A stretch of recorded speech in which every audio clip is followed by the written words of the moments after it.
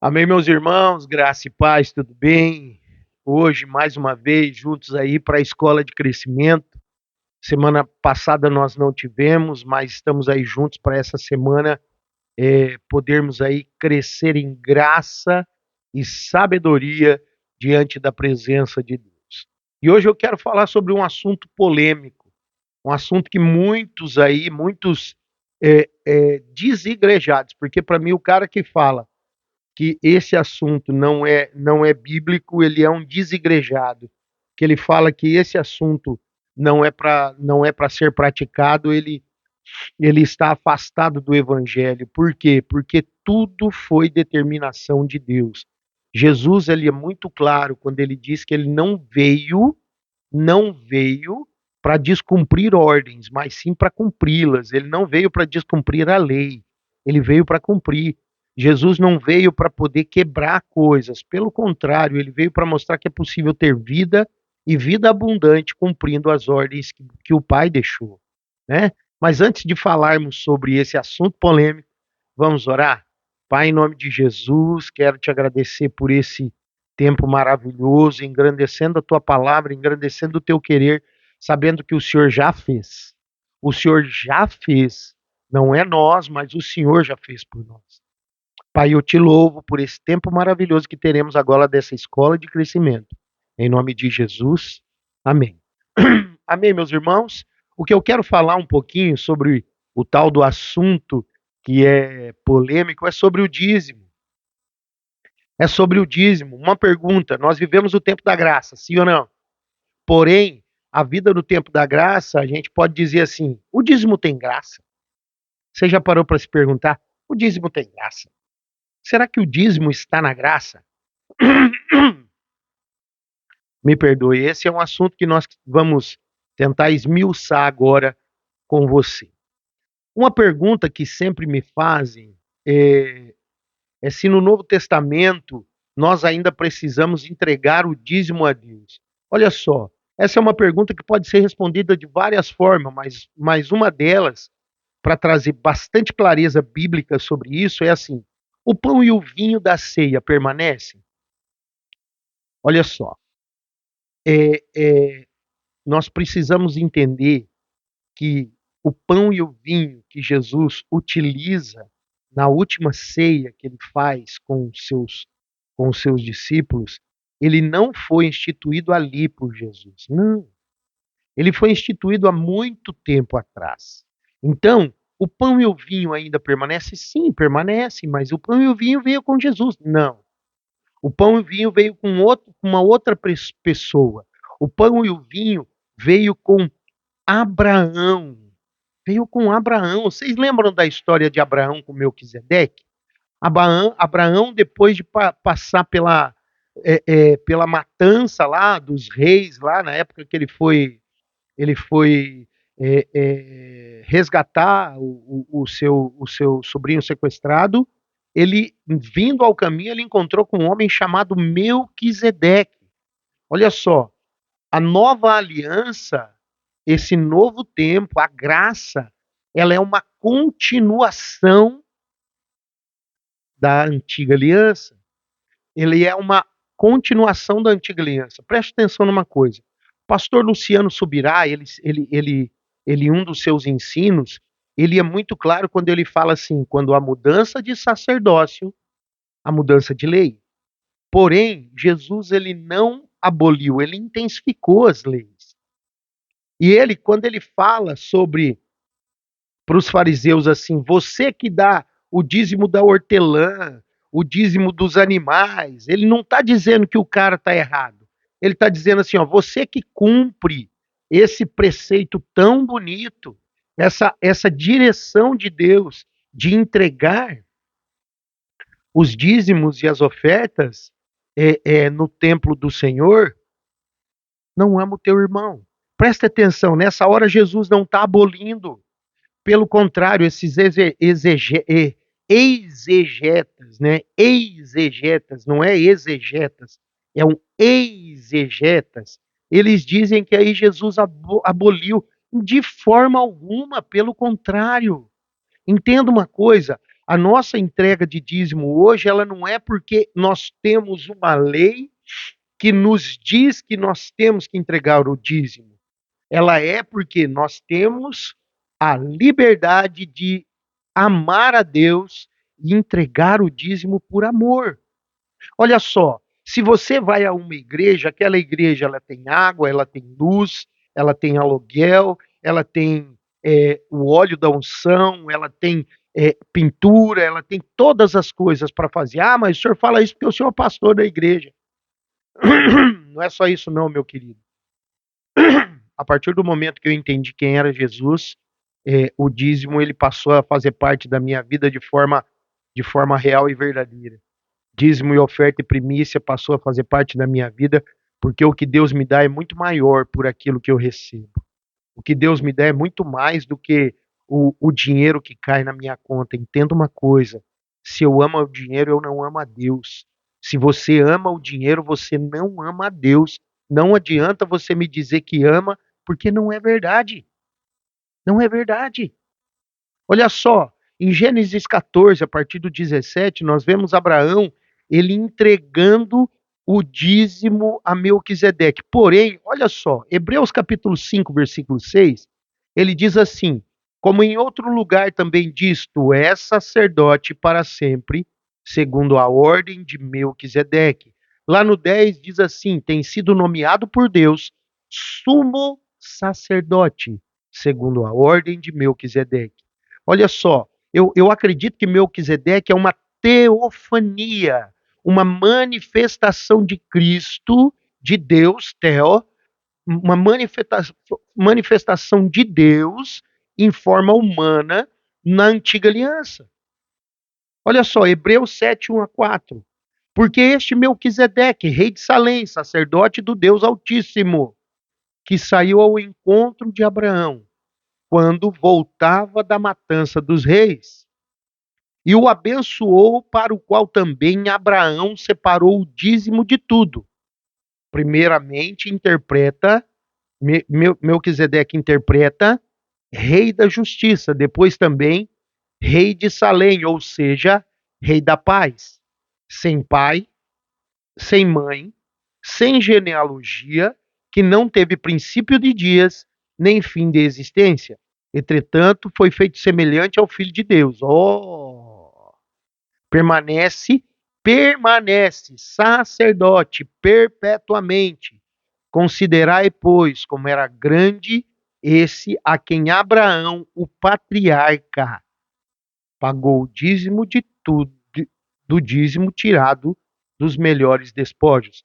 Abraão devolveu, ali diz pagou, mas a interpretação dessa palavra ela é muito vasta. Pagou o dízimo. Não, ele devolveu, ele entregou. Naquela época era uma forma de pagamento. A quem?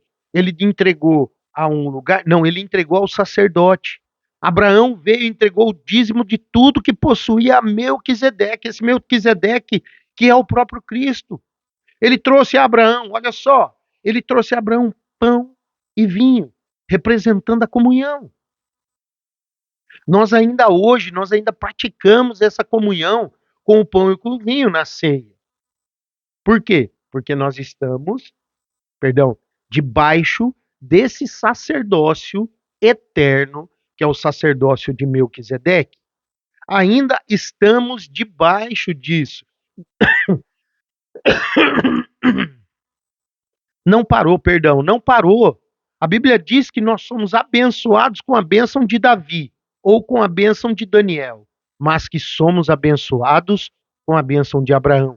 Abraão, o homem que entregou o dízimo de tudo que tinha ganho a Melquisedeque, o dízimo de tudo que tinha conquistado.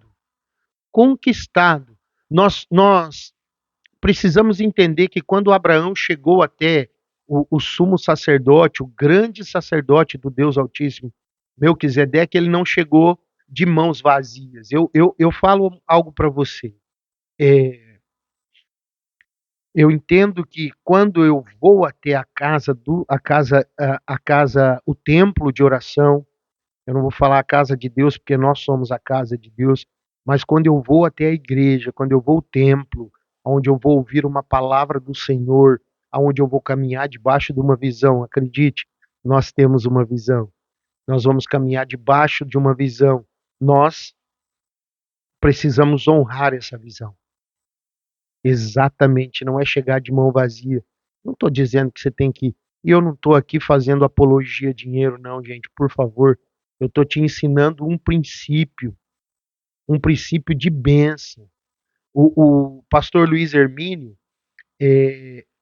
o apóstolo Luiz Hermínio, ele, quando alguém pergunta para ele, você quer, sobre riqueza, ele fala assim: você quer ter bênção financeira? Seja dizimista.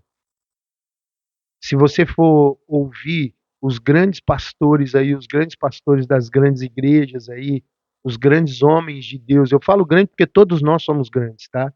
Homens de Deus, você que quer ser um homem, uma mulher de Deus, mas aqueles que têm referência, né? Aqueles que talvez você e eu estamos ouvindo. Se você for pregar sobre dízimo, eles vão perguntar sobre dízimo, ele vai falar: cara, você quer ter bênção na tua vida? Seja dizimista. Seja dizimista. Olha só, para ilustrar como Melquisedeque era grande, a palavra de Deus diz que ele, Abraão, entregou o dízimo de tudo, o que tinha para ele. Sabemos que Melquisedeque é uma teofania, é a tipologia de Cristo, é a maneira como demonstramos a grandeza do Senhor, é lhe entregando os dízimos, cara. É uma maneira de demonstrar grandeza, não é uma maneira de pegar dinheiro, mas demonstrar grandeza. Considerai, pois, como era grande esse a quem Abraão, o patriarca, pagou o dízimo tirado dos melhores despojos. Hebreus 4:7-4. O objetivo primário do dízimo não é nos fazer prosperar, ainda que certamente vai acontecer, mas é o alvo primário, é proclamar quão grande é o Senhor Jesus. Você consegue entender? Porque assim, ó, eu só dou valor àquilo que eu pago. Eu vou falar de pagamento agora. Eu só dou valor àquilo que eu pago. Se eu ganho um carro, entenda, se eu ganho um carro, eu cuido dele, sim, mas não cuido tanto quanto se eu tivesse suado por ele, se eu tivesse sofrido para pagá-lo. Você entende isso? Quando eu devolvo, eu vou falar pago agora. Quando eu pago o dízimo, e não é pagar, eu já disse isso, mas eu vou usar esse termo que é falado na palavra de Deus. Quando eu pago o dízimo, eu estou falando para Jesus assim: como é bom caminhar contigo, Senhor. Eu devolvo um pouco de tudo que o Senhor tem me dado. Essa é uma forma de eu mostrar para o Senhor o quanto eu te amo. Dízimo é amor. Dízimo é amor. Eu não vou ser radical utilizando a testologia lá de Malaquias, que fala de roubar a Deus. Eu não vou usar isso. Mas eu preciso deixar claro para você.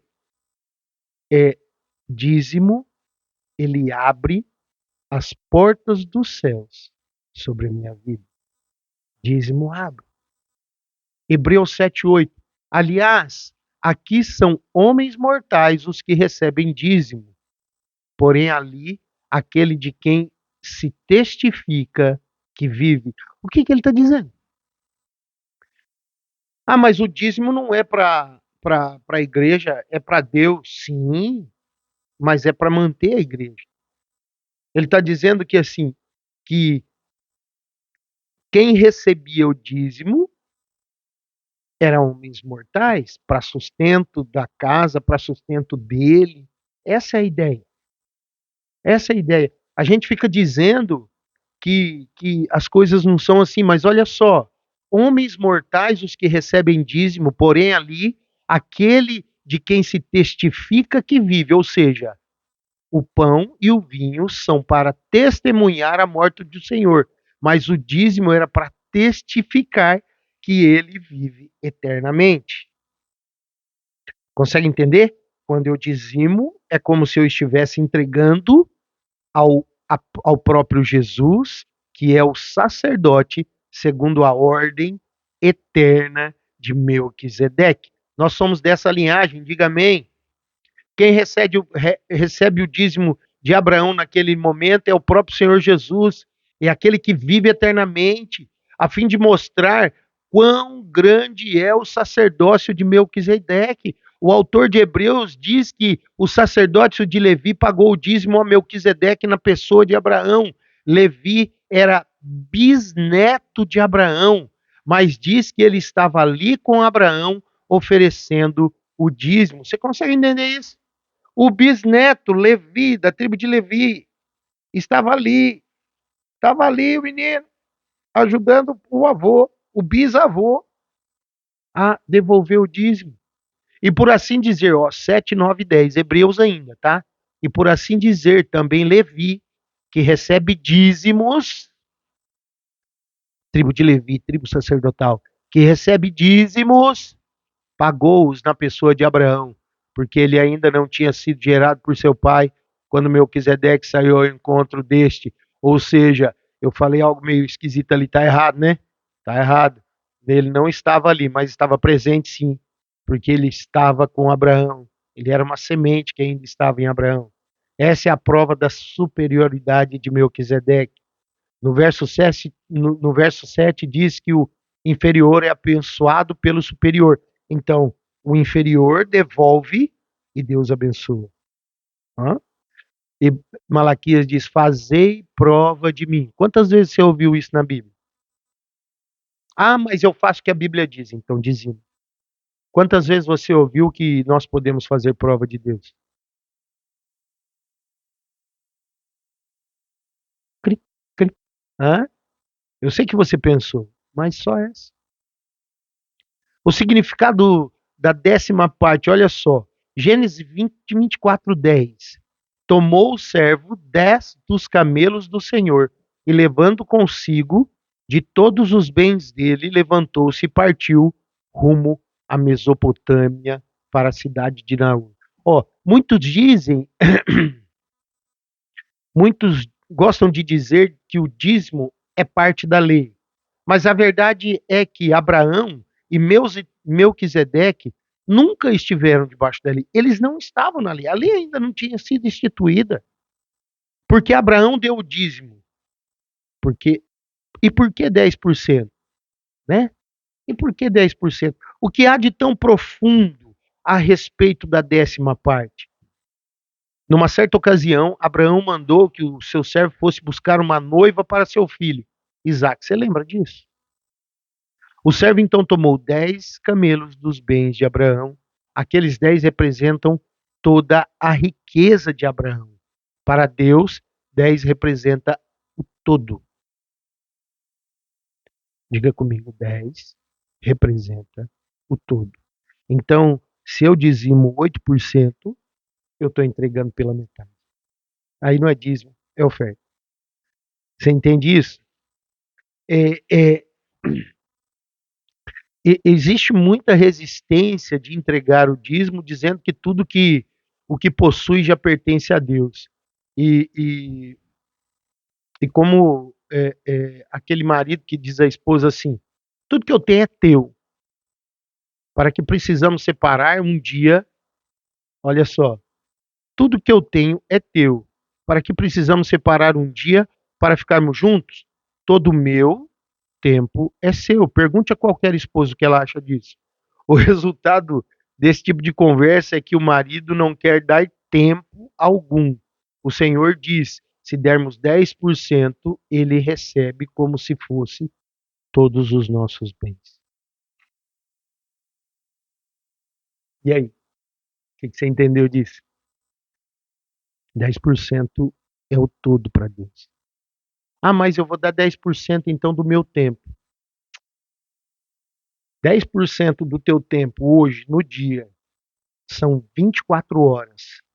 Então, se você der 10% do teu tempo, você tem que dar pelo menos 24 horas vezes 60, vai dar 1.200 minutos, é isso? 24 vezes 60, 2 vezes 6, 12, 2 vezes 4, 8, 1.280 minutos. Isso, 1.280 minutos. Isso daí, se você vai dividir isso, você tem que dar 128 minutos para Deus. 2 horas. Você tem dado 2 horas todo dia para Deus? Eu, como pastor, tenho dado 2 horas todos os dias para Deus. Você já parou para pensar nisso? Ah, eu vou no culto, e o culto dura 2 horas. Eu estou entregando tudo. Legal, né? Eu estou entregando tudo para Deus. Você entende isso? Representa a totalidade. Por que há 10 mandamentos? Ah, pastor, mas são 613. Não, são 10 os principais. As outras leis, a lei, a lei, né, na verdade, possuía 613 mandamentos. Agora, a sua totalidade era representada com 10.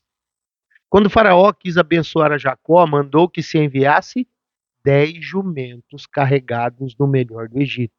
Aqueles 10 jumentos eram uma representação do melhor do Egito, ou seja, da sua totalidade. Gênesis 45, 19 a 23. Leia lá. Poderia ter sido qualquer quantidade, mas a palavra de Deus diz que foi 10, porque 10 representa a totalidade. Não basta dizer para o Senhor que tudo que somos é dele, mas dê a ele o dízimo para representar essa verdade. Quando Jacó saiu da casa fugindo de seu irmão, olha isso.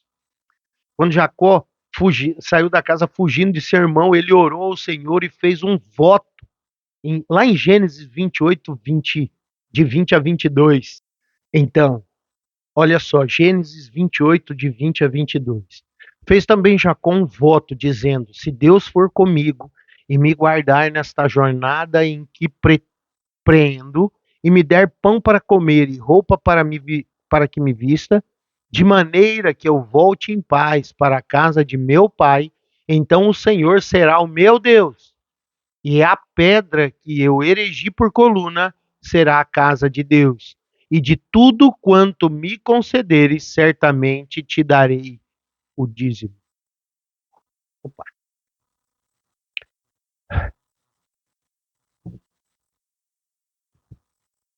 Olha só, presta atenção. 22 anos depois ele ainda estava longe de casa. 22 anos depois desse período que ele falou com Deus, ele ainda estava longe de casa.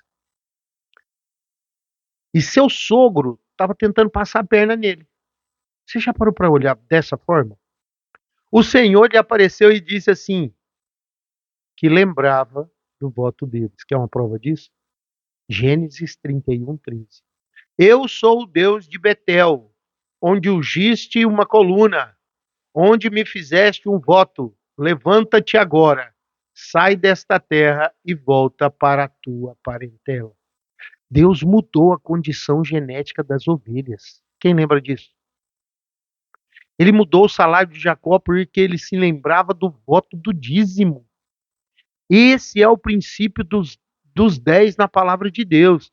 Se nós dermos o dízimo, os outros 90% serão santificados. E, e Deus o abençoará como se você tivesse dado tudo. Tudo. Olha só. Vai lá, pega lá o nosso irmãozinho lá, chamado Jacó, o tio lá, Labão, o tio Labão lá, tentando passar a perna, ó, você vai ficar com as riscadas. Ele vai lá e bota a vara riscada. Os cabritos só dá cabrito riscado, só dá ovelhinha riscada. Ah, você vai dar as maiadas, ela só as molhadas. Você vai dar as manchadas. Cara, Deus tem compromisso com quem tem compromisso com Ele. Deus, eu vou repetir. Deus tem compromisso com quem tem compromisso com Ele. Gente, o dízimo remove a maldição do dinheiro. Sabe, olha só, a gente sabe que esse mundo ainda está debaixo dessa maldição. A gente sabe disso. Cara, é por isso que é necessário que eu pregue, que você entenda, que nós, como cristãos, creiamos que na bênção de Cristo. Apocalipse 22:3 diz que no futuro não haverá mais maldição. Hoje somos livres da maldição, mas precisamos ter cuidado com o que tocamos e permitimos que entre em nossa casa e em nossa vida. É, você fala assim, pastor, você é contraditório? Por quê? Porque você falou que não existe maldição hereditária. Verdade, não existe. Eu provei isso na aula passada, nas últimas duas aulas, quando eu falei sobre maldição. Não existe. Mas o dinheiro, você acha que o dinheiro é bênção? Ele é quando eu abençoo. Ele é quando eu abençoo. Ele é quando eu entrego de todo o coração. Ele é quando eu faço dele uma bênção. Caso contrário, não. Caso contrário, não. Olha só, Romanos 11:16. Se forem santas as primícias da massa, igualmente será a sua totalidade. Se for santa a raiz, também os ramos o serão. Paulo aqui ele diz que se as primícias forem santas, assim será toda a massa. Assim será toda a massa. Não pense que é Deus quem nos amaldiçoa. De jeito nenhum. Deus não amaldiçoa ninguém. Devemos ser preciso na palavra de Deus. Em Malaquias 3:9, o Senhor não disse que se não devolvêssemos o dízimo, ele nos amaldiçoaria. Ele apenas disse que o resultado disso seria a maldição. O dízimo tem o poder de tirar a maldição do dinheiro. É interessante que nessa mesma expressão usada de Malaquias, portas do céu é usada em Gênesis, quando diz que se abriram as comportas do céu no dilúvio. Eu creio que esse tipo de bênção que o Senhor tem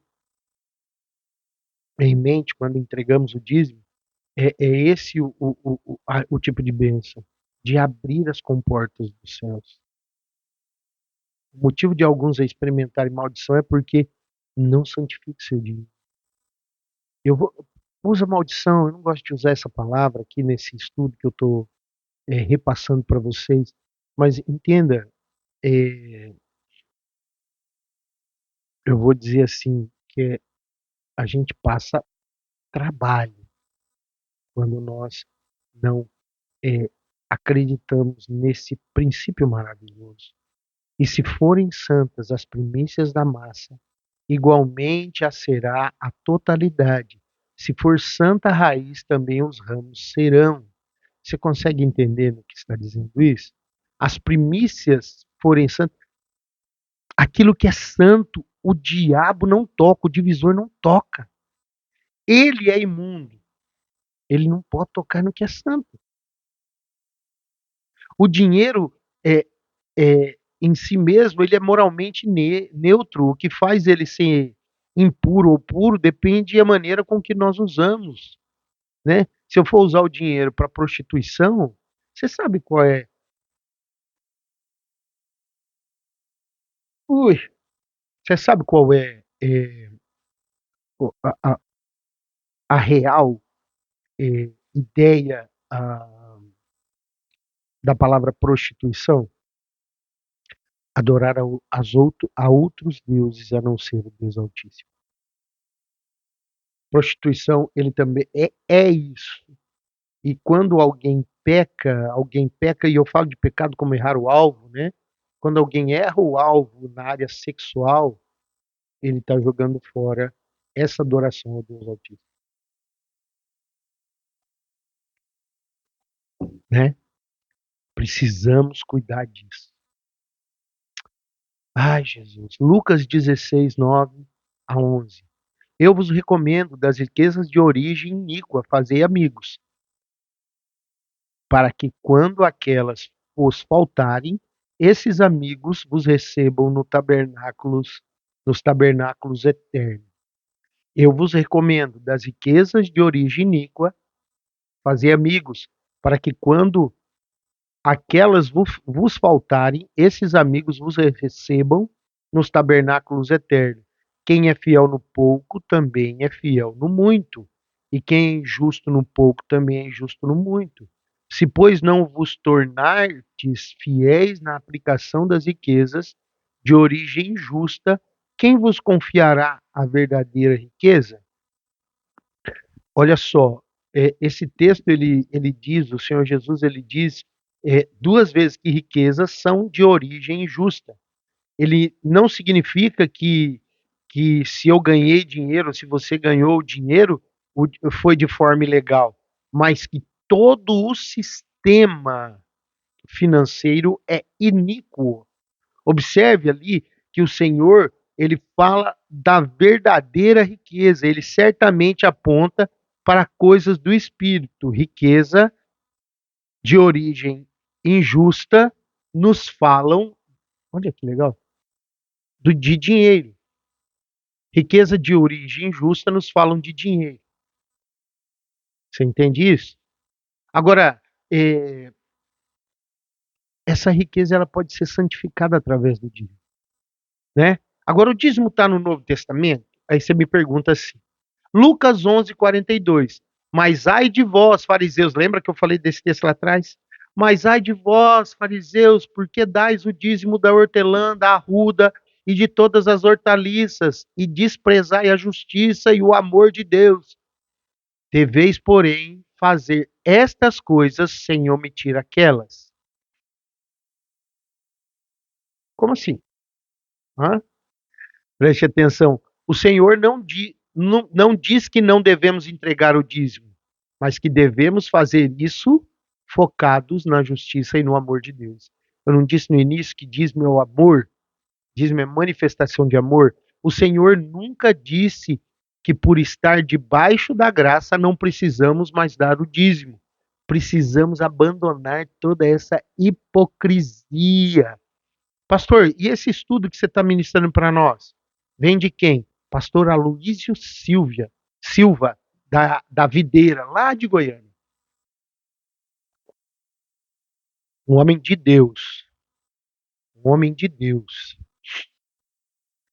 Olha só, Mateus 7:11, 7 de 7 a 11, ele diz que o dízimo representa Cristo diante de Deus. Cristo é as primícias, assim como é o dízimo. Cada vez que você participa da ceia e entrega dízimo, você está relembrando Deus a respeito do seu filho. Olha só, mas de fato, Cristo ressuscitou dentre os mortos, sendo ele as primícias dos que dormem. Cada um, porém, por sua própria ordem, Cristo as primícias, depois os que são de Cristo na sua vinda. Cristo é as primícias, e uma vez que as primícias ressuscitam, temos a garantia de toda a colheita vai ressuscitar também. Meu Deus, olha que louco, que bênção isso. A revelação do dízimo, olha só. Somente aqueles que recebem a revelação sobre o dízimo deveriam entregá-lo. Não é uma questão de cumprir uma lei, mas de ser abençoado nesse tempo da graça. Gênesis 14, 17 diz assim: após voltar Abraão de ferir a Quedorlaomer e aos reis que estavam com ele, saiu-lhe ao encontro do rei de Sodoma no vale de Chavé, que é o vale do rei. Melquisedeque, rei de Salém, trouxe pão e vinho, e era sacerdote do Deus Altíssimo, abençoou a Abraão e disse: bendito seja Abraão pelo Deus Altíssimo, que possui os céus e a terra, e bendito seja o Deus Altíssimo que entregou os teus adversários nas tuas mãos. E de tudo que lhe deu Abraão, e de tudo lhe deu Abraão o dízimo. Então disse o rei de Sodoma a Abraão: Dá-me as pessoas e os bens ficarão contigo. Mas Abraão lhe respondeu: Levanto a mão ao Senhor, Deus Altíssimo, o que possui os céus e a terra, e juro que nada tomarei de tudo que te pertencer, nem um fio, nem uma correia de sandália, para que não digas que eu enriqueci Abraão. Está entendendo isso?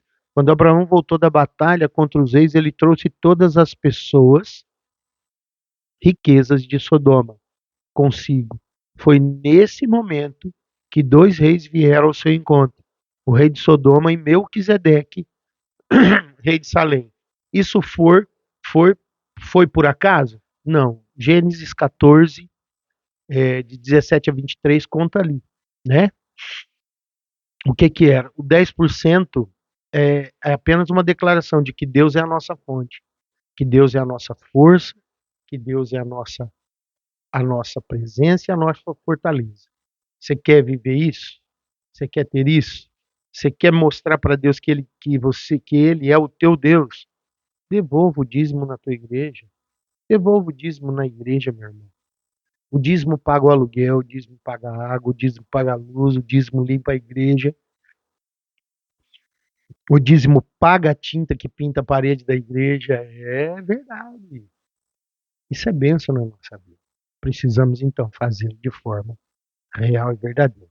Amém? Glória a Deus. Eu espero ter esclarecido, eu espero ter trazido um pouquinho mais de clareza a você sobre o que é dizimar, sobre essa riqueza que é dizimar. Amém? Vamos orar? Pai, em nome de Jesus, glorifico a Ti, Senhor, por mais essa escola de crescimento que trouxe clareza aos nossos olhos sobre mais um princípio que o Senhor instituiu, que o mundo está tentando quebrar. Pai, eu glorifico a Ti, Pai, e te peço, derrame, Deus, oh, derrame entendimento, derrame unção sobre essa palavra, Deus. Eu oro a Ti, no nome de Jesus, amém. Amém? Eu fico por aqui, Pastor Alex, da comunidade Vida Church, aqui de Itajaí, do bairro Santa Regina. E você é onde Deus te colocou. Amém? Deus abençoe a todos, em nome de Jesus, amém.